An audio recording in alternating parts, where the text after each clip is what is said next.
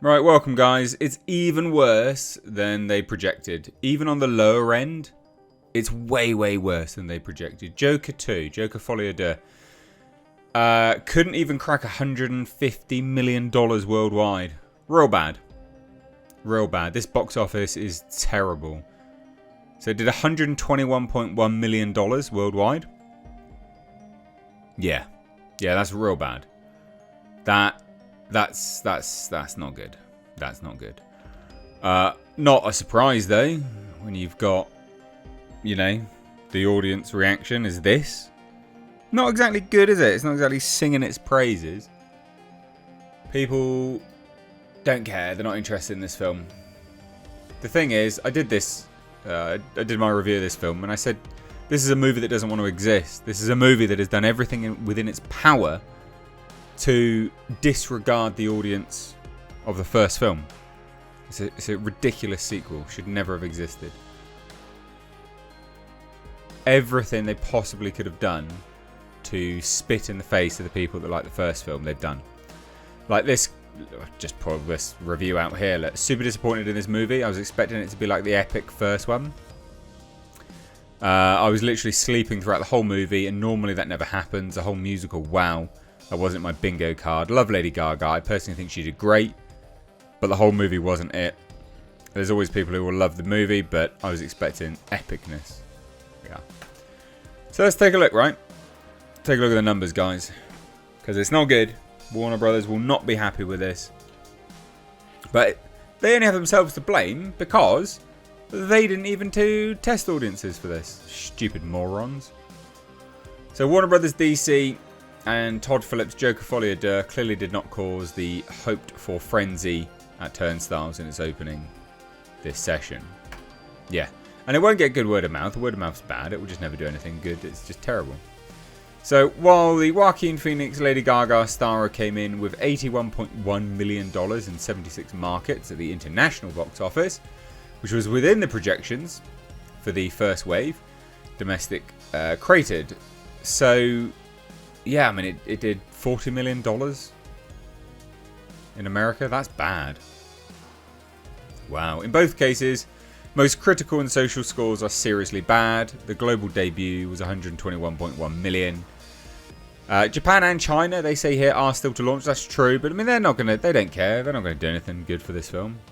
They couldn't care less. And even they're here, no one's expecting big multiples. Yeah.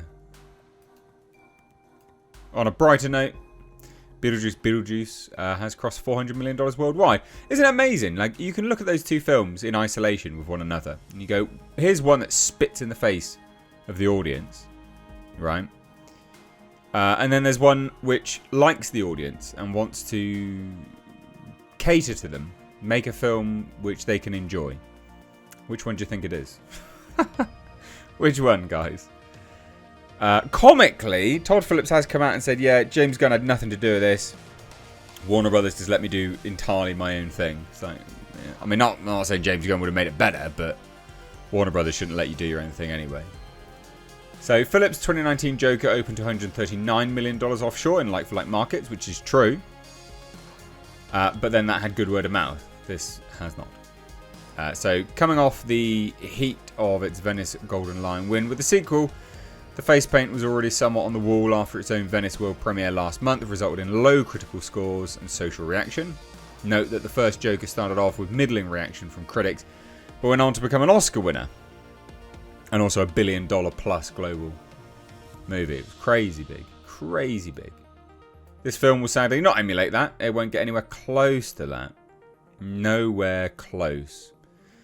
It's been suggested that had Folie Deux not gone to Venice and just opened on its own, it could have seen a bigger turnout in its debut. No. That's completely false as well. No, that's 100% false. It doesn't matter that it went to Venice. That doesn't matter at all. It's got nothing to do with it. Idiots.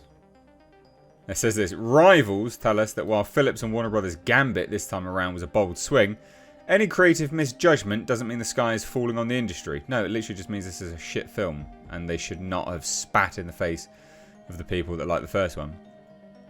People are still psyched to go to the movies. The fan base for this one just felt let down. Oh, good. Finally. There's certainly a lot of vitriol out there. Yes. Good. Glad you noticed that you literally just spat in the audience faces. The fan base of the first movie. Like, good. Well done. Word of mouth definitely hurt Folie Deux overseas. For example, France's Allo Cine has it at 2.8 from critics and 2.4 from audiences versus the first movie's 4.1 critic and 4.4 audience. Wow, that's bad, eh? Notably, the first movie's lead overseas market was Korea. France and Germany are not in the mix. So yeah, Korea apparently did alright, weirdly. Which was a surprise at the time, given how it was clear the darker elements of the film would play there. This time, Warner Brothers looked to capitalise on a holiday opening for Folie Deux and launched at #1 in Korea. But only 3.7 million there, so it's not exactly a lot.